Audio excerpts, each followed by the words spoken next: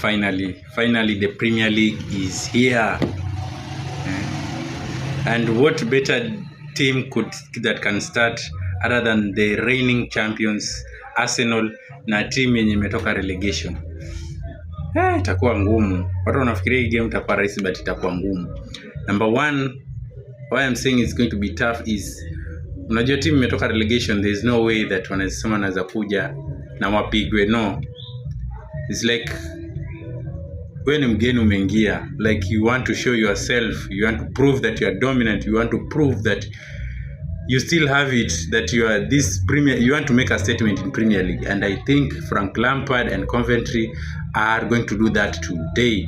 So ikienda sana game naweza sema probably a draw. It's not going to be that boring and it's not going to be that entertaining.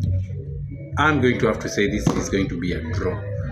Arsenal versus Coventry, draw ya 2-2. Let me know down in your comments, unaona hii game itakuwaje.